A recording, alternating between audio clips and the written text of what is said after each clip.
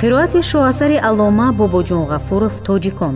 таърихи қадимтарин қадим, асри миёна ва давраи нав. гуфтори 66.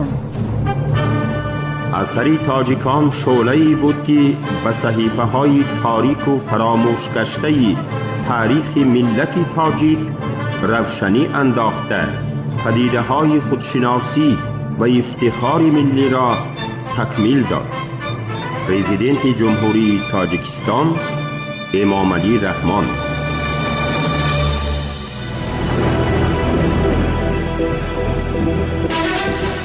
خلق تاجیک در عصر 11 ابتدای عصر 13 دولت غزنویان، قره‌خانیان، غوریان و خوارزمشاهیان.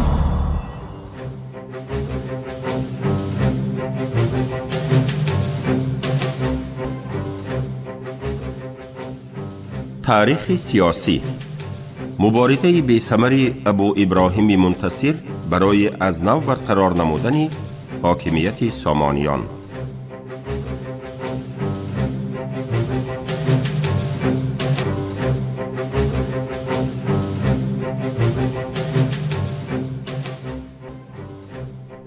در سالهای اول عصر 11 پس از ضبط کردن ماوراءالنهر به قره‌خانی ها لازم آمد و مقابل عملیات برادر عبدالملک ابو ابراهیم اسماعیل ابن نوح که در محاربه های ضد قره‌خانیان با نام منتصر فاتح معروف گردیده بود مبارزه برد. منتصر از اوزگین که در آنجا محبوس قره‌خانی ها بود به خوارزم فرار نمود و از طرفداران خاندان سامانی لشکر فراهم آورده به سوی بخارا حرکت کرد و حاکم قره‌خانی را رانده شهر را صاحب شد. باقی مانده لشکری شکست خورده قره‌خانی ها به سمرقند پناه بردند. جعفر تیگی نام برادر خان قره‌خانی که در این وقت حکومت سمرقند را به دست خود نگاه می داشت، نزدیک رسیدن لشکری منتصر را شنیده با قوه متحده سمرقند و بخارا و مقابل او روان شد، ولی به شکست سخت دچار گردیده خود با بسیار سرکردگانش به دست دشمن اسیر افتاد. منتصر بعد از این غلبه به بخارا برگشته به سر حکومت قرار گرفت. لیکن وقتی که خان قره‌خانی نصر الاغ خان قوه های اساسی خود را بر ضد او روانه نمود، منتصر با آنها مقابلت کرده نتوانست و به هیچ محاربه بخارا را به دست دشمن گذاشته به طرف خراسان حرکت کرد. در آنجا عبدالقاسم سیمجوری به وی همراه شد و هر دو بر ضد محمود غزنوی مبارزه سر کردند، ولی صرف نظر از بعض کامیابی های جزئی این مبارزه بی موفقیتانه انجام یافت. در سال 1003 منتصر به ماوراءالنهر برگشته با یاری غوزها دوباره بر ضد قره‌خانی ها سر برداشت. در آسیای میانه غوزها قبیله های ترک زبانی اکثرا بادیه نشین بودند. در عصر 10 منزل غوزها در دشت و صحراهای پهناور از محلهای جنوبی نزد بلخش تا پایاناب والگا پریشان گردیده. فقط در نزدیکی های کاسپی، سیردریا و اطراف ارل اقامتگاه های سرنفوس آنها به وجود آمدند. قسمی کمتر و نسبتاً کم بغل غوزها در این وقت به شهر و دهات جایگیر شده به کارهای زراعت مشغول گردیدند. در آخر عصر 9 و اول عصر 10 در نزدیکی های بحر ارل دولت غوزها تأسیس یافت. مرکز و قرارگاه زمستانی آنها شهری ینگی کند واقع در پایاناب دریای سیر بود. اشراف فیادالی غوزها کوچمنچیان و زراعتکاران قطاری را بیش از پیش استثمار می کردند. اوج گرفتن ضدیت‌های صنفی در محیط غوزها سببگاری در حدود عصرهای 10-11 از پا افتادن دولتی سیردریایی غوزها گردید. جنگ‌های پی در پی با مردم مقیمی همسایه منبع دائمی افزایش ثروت اشراف قوم و قبیلوی غوزها بود. برای دفع هجوم آنها در گرداگرد واحه‌ها استحکامات زیادی می ساختند. از طرف دیگر احتیاج به غله، مبادله آذوقواری در بین خواجگی‌های مقیمی و کوچمنچی غوزها را وادار می نمود که با اهالی زراعتکاری واحه‌ها رابطه برقرار کنند. در اول عملیات منتصر خیلی موفقیتناک دوام نمود. وی قوه‌های عسکری نصر ایلیک خان را تارمار کرده 18 نفر سرلشکران قره‌خانی را اسیر گرفت. لیکن به زودی در بین منتصر و سرکرده‌های او در بابت تقسیم غنیمت‌های حربی مناقشه و ناسازی‌ها سر شد. منتصر که در میان اهالی ماوراءالنهر تکیه‌گاهی نداشت، از ترس آنکه روزی سرکرده‌هایش با قره‌خانی‌ها سازش نموده به او خیانت نکنند، به جستجوی اتفاقچیان دیگر قرار داد. او در آخرهای تیر ماه سال 1003 با 700 نفر عسکری سواره و پیاده از دریای امو گذشته خواست موقع خود را در ابیورد و نسا در قریبی اشخاباد حاضره مستحکم کند. لیکن در اینجا به دسته حربی خوارزمشاه دچار آمده شکستی سخت خورد و پس از این با عسکران باقی مانده خود باز از نو به ماوراءالنهر رو آورد. در مبارزه من بعده ضد قره‌خانی‌ها منتصر قوه حربی در بخارا گذاشته نصر را شکست داد. در نتیجه این موفقیت منتصر در یک قطار محل‌های ماوراءالنهر حرکت از نو برقرار کنی حاکمیت سامانیان سر شد. سردار دسته غازی‌های سمرقند حاریس که با لقب ابن علمدا مشهور گردیده بود، با قوه 3000 نفره خود به منتصر پیوست. غیر از این شیخ‌های شهر صدها غلامان را مسلح نمودند. نهایت غوزها نیز دوباره آمده به منتصر همراه شدند. به همین طریق منتصر لشکر خود را پرقوت کرد و در جنگ نزد برنمت غلبه کلان به دست آورده قوه اساسی نصر ایلیک خان را تارمار نمود. با وجود این موفقیت حربی، منتصر موقع خود را در ماوراءالنهر مستحکم کردن نتوانست، زیرا ایلیک خان فوراً قوه‌های تازه جمع نموده در چوری بین جزخ و خواس به او هجوم آورد. غوزها که در جنگ نزد برنمت غنیمت زیاد به دست درآورده بودند، در این محاربه اشتراک کردن نخواسته به محل بادیه نشینی خود عقیب گشتند. علاوه بر این، در وقت نازکی کار یکی از سرلشکران بزرگ منتصر به او خیانت نموده با 4000 عسکر به طرف ایلیک خان گذشت. این بود که منتصر فشار قره‌خانی‌ها را برطرف کرده نتوانسته مجبور شد که به طرف خراسان رو به گریز نهد. لیکن حتی پس از این هم منتصر از فکر دوباره تأسیس نمودن دولت سامانی دست نکشید. او به زودی عسکر جمع نموده دفعه 4 به ماوراءالنهر حرکت کرد، ولی این دفعه هم در نتیجه خیانت سرلشکرانش مغلوب گردید و نهایت در سری سال 1005 به دست یکی از راهبران قبیله‌های بادیه نشین کشته شد. منتصر یگانه نماینده سلاله سامانیان بود که برای دوباره برقرار نمودن حاکمیت این خاندان در ماوراءالنهر بی آرامانه مبارزه برده است.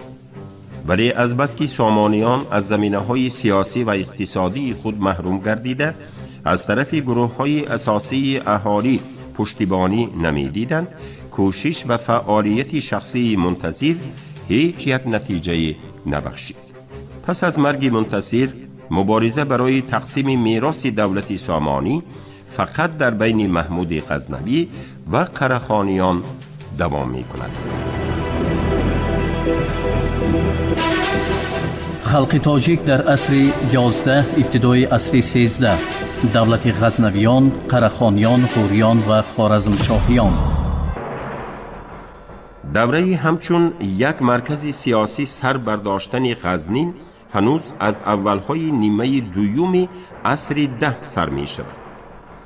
در سرچشمه‌های تاریخی سبکتیگین همچون اساسگذاری سلاله غزنویان در عصر 10 اعتراف گردیده است، زیرا سبکتیگین نه فقط استقلالیت غزنین را تأمین نمود، بلکه زمین‌های حوزه دریای کابل را به آن همراه نموده خاک دولت خود را وسیع‌تر کرد.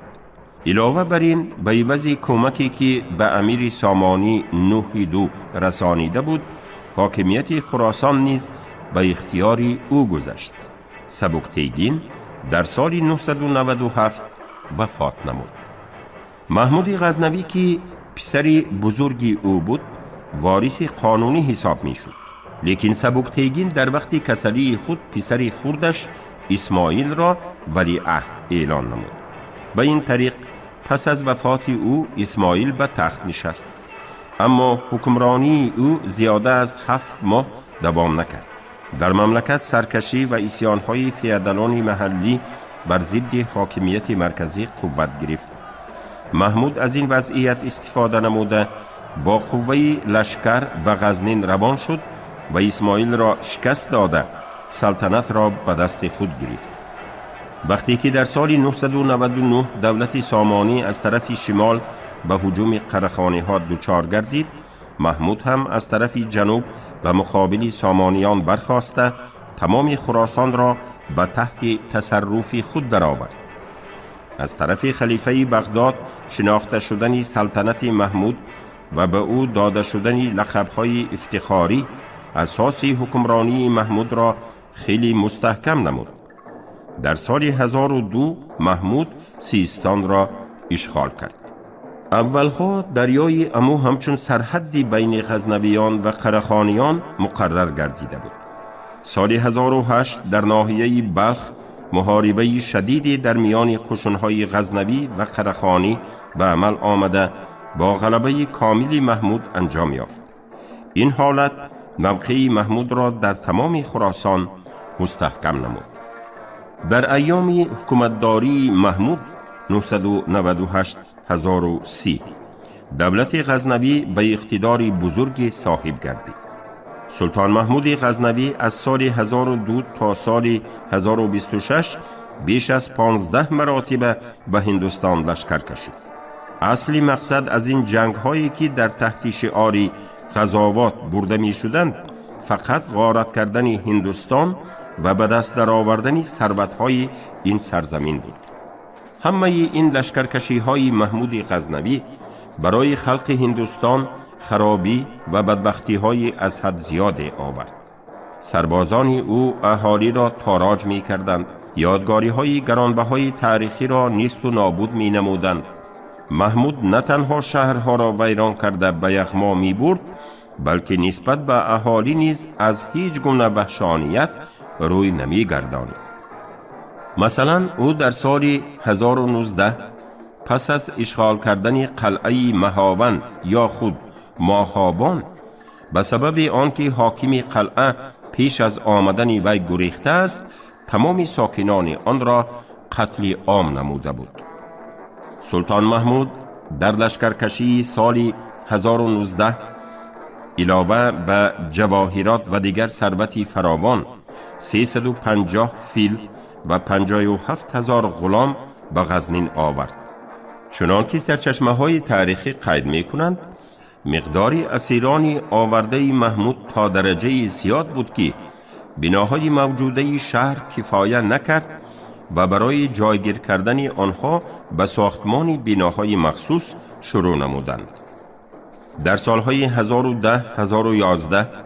سلطان محمود به سرزمین غور ولایتی در افغانستان کنونی هجوم آورده به عوض دادن تلفات زیاد یک قسمت آن را اشغال کرد. او در سال 1017 از کشته شدن مأمون خوارزم شاه استفاده برده خوارزم را ضبط کرد و آن را نیز به دولت خود همراه نمود. اینچنین در سال 1024 با لشکری زیاد به بلخ آمد و با بهانه اینکه می‌خواهد ظلم علی تیگین قره‌خانی را از سر اهالی ماوراءالنهر دور کند، از دریای امو گذشته چغانیان، قبادیان، ختلان و بعضی جایهای دیگر را به دست درآورد. علاوه بر این در سال 1029 ری را اشغال نموده حاکم آن را به حبس گرفت و غنیمت‌های دریافت کرده اش را به غزنین فرستانید. به این طریقه از قسمت‌های شمالی و شمال غربی هندوستان سر کرده تا چغانیان و خوارزم و در حدود ایران امروزه تا اصفهان و ری ولایت‌های سیرشمار به دولت محمود غزنوی داخل گردیدند. لشکرکشی‌های استیلاگرانه محمود غزنوی مخصوصاً جنگ‌های در هندوستان برده او که سرچشمه اساسی ثروتمندی سلطان، گواردیای وی و لشکریانش را تشکیل می نمودند، در عین حال خلق مهنتی را به مفلسی و محرومیت ها گرفتار می کردند. در عرفه هر یک لشکرکشی از اهالی محلی اندازهای بسیاری ستانیده می شد. این طریقه اندازها تا درجه زیاد بود که خلق زحمتکش پس از ادا کردن آن حتی از واسطه های روزگذرانی خود نیز تماما جدا می گردید. از این سبب خواجگی مملکت تا رفت رو به ویرانی نهاده، واحه های زراعتی و نهرهای آبیاری در اکثریت محلها از کار می مانده. در نتیجه پس رفتن خواجگی قشلاق سال 1011 در خراسان قحطی روی داد. بر وقت آمدن سرمای زمستان و کمبارانی ایام بهاران به نهایت کم شدن حاصل باعث گردید. این احوال وضعیت دشواری اهالی را باز هم سخت‌تر کرد. موافق معلومات واقعه‌نامه‌های تاریخی در یک خود نیشاپور هزاران نفر آدمان از گرسنگی هلاک شدند.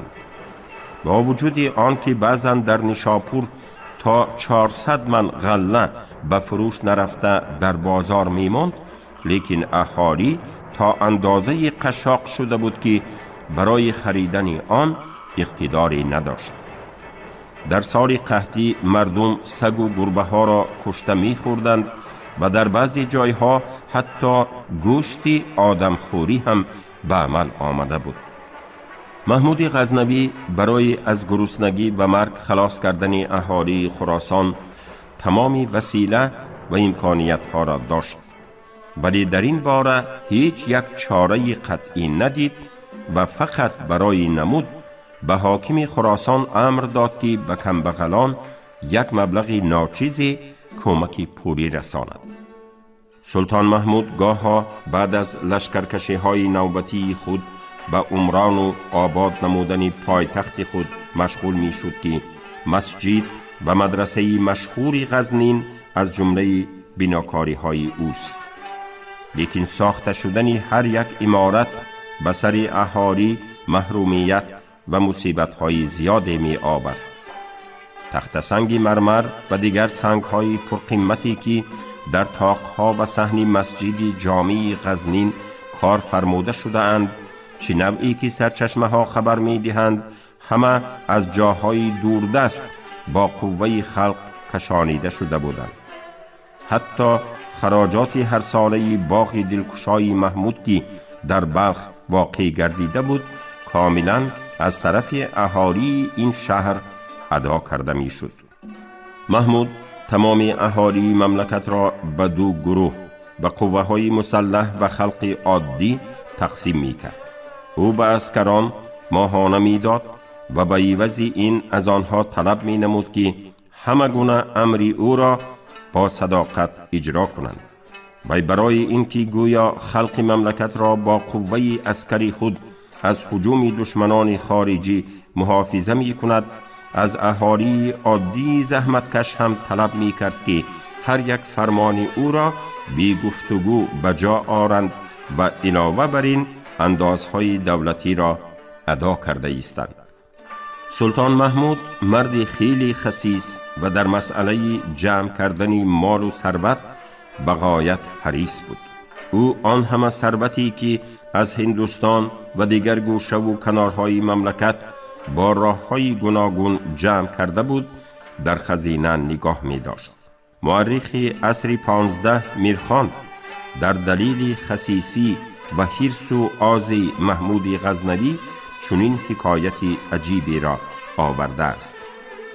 گویند که سلطان 2 روز قبل از وفات خود فرمان داد تا از خزینه درم و دینارهای سرخ و انواع جواهر نفیس و غیره را که در ایام سلطنت جمع آورده بود حاضر کردند و در صحنی صفحه عریض وسیع همه را بگستردند و آن صحن در نظر بینندگان بوستانی می نمود که به گلهای ملون از سرخ و زرد و بنفش و غیره آراسته باشد.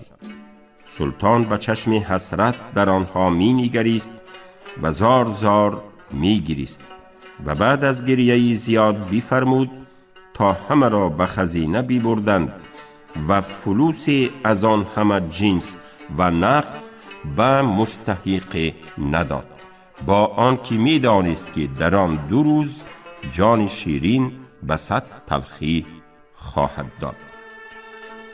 محمود غزنوی در لشکرکشی و جنگ‌های غارتگرانه مقصد اساسی خود را با شعار غزوات جنگ مقدس اسلام می پوشانید که به طفیل این از طرف خلیفه حمایت می دید و خیلی مسلمانان متعصبی غزا طلب را به قوشون خود گرد می آورد. علاوه بر این او خود را پیروی مذهبی سنی که در آن وقت مذهبی حکمرانی اسلام بود اعلان نموده و مقابل همه گونه ناراضگی ها و حرکت های ضد ترتیبات فئودالی که بیش از همه در صورت عقیده های بدعت‌آمیز قرمطی ها، اسماعیلی ها، شیعی ها و اهل دیگر جریان ها ظاهر می گردیدند مبارزه می بود. وی مال و ملک طرفداران این جریان ها را مصادره نموده با این راه نیز ثروت بسیاری را به دست خود جمع می کرد. به این طریق اعتقاد و طرفداری صداقتمندانه محمود نسبت به مذهب سنی فقط یک واسطه‌ای بود که با این راه او موقع حاکمیت خود را مستحکم می کرد و ثروتش را می افزود. محمود غزنوی به کارهای تجسسی دولتی هم نهایت درجه اهمیت می داد. غیر از جاسوسانی مخفی که در حضور هر یک حاکم گذاشته می شدند، در پیش او مأموری مخصوص نیز با عنوان مشرف کار می کرد که از وضعیت داخلی، کارداری و احوال روحیه حاکمان خبر داده می ایستاد. سلطان محمود حتی از پس فرزندان خود و از آن جمله مسعود که ولی عهد سلطنت بود جاسوس می گذاشت. سلطان محمود غزنوی به قوشون سرشماری خوب تشکیل و مسلح شده تکیه می کرد. در اختیار او بسیار فیلهای جنگی برای محاصره قلعه، ماشینهای سنگانداز، برای عبور دریا پلهای شناور موجود بودند. نفرات زیادی قوشون سلطان را غلامان زرخرید و تعلیم جنگی گرفته تشکیل می دادند. دسته های سربازان غلام از ترک ها و جنگاوران دیگر خلق ها فراهم می آمد که در بین آنها تاجیکان کم نبودند. سلطان محمود حقا که سرلشکری بزرگ و حاکمی غیور و صاحب اراده‌ای بود. او درباره حشمت و شوکت ظاهری دولت خود غمخواری کرده بناهای زیبا و مجلل می ساخت و شاعران و علمای دربار سرپرستی می نمود. اما وی در راه ترقیات خواجگی قشلاق یگان کاری نکرد. در عهد او زراعت به خرابی رو آورده، روابط اقتصادی بین ولایت‌های جداگانه مملکت ضعیف گردید. نااستواری دولت برپا کرده سلطان محمود خصوصاً پس از وفات او سال 1030 باز هم روشن‌تر ظاهر شد.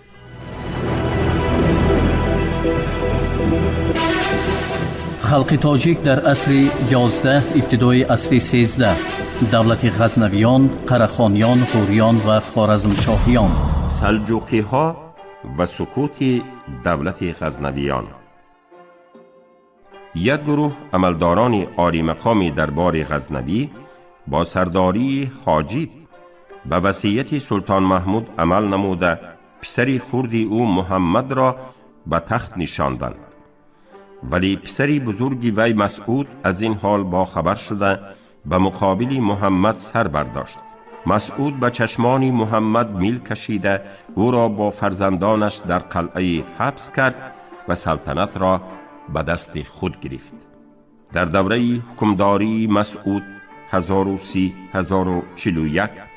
که در خسیسی و حریسی از پدری خود ماندنی نداشت، تاراج گردیدنی اهالی از حد گذشت.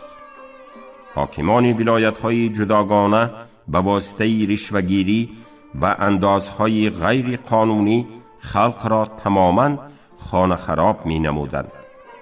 از بس که یک قسمی ثروتی با این راه‌ها غن شده به طریق تحفه و پیشکش به سلطان داده می شد، او نه اینکه بر ضد این قبیل بی‌عدالتی ها مبارزه نمی برد، بلکه آن را با هر وسیله پشتیبانی می کرد. مسعود نسبت به قره‌خانی ها همان سیاست پدری خود را دوام می داد و کوشش می نمود که همه وقت با آنها مناسبت دوستانه همسایوی داشته باشد، زیرا در چنین شرایطی که شورش های خلق و زد و خوردهای داخل مملکت قوت می گرفت، رویه دشمنانه داشتن قره‌خانی ها برای دولت غزنوی خیلی خوف‌آور بود. مکتوب زیرین خوارزمشاه آلتونتاش که در سال 1030 به مسعود نوشته است، ماهیت این مناسبت را روشن نشان می دهد. آشکار است که امیر مرحوم محمود غزنوی برای به تخت خانی نشستن قادرخان قره‌خانی کوشش زیاده نموده، ثروتی بی اندازه هم در این راه صرف کرد. حالا ضرور است که او را حمایت کنیم تا که دوستی بین ما و او مستحکم گردد. آنها قره‌خانی ها دوستان حقیقی ما نخواهند شد، ولی در هر صورت در ظاهر مناسبت دوستی خود را با ما نگاه داشته ایستاده، دیگران را بر ضد دولت غزنوی نخواهند شورانید.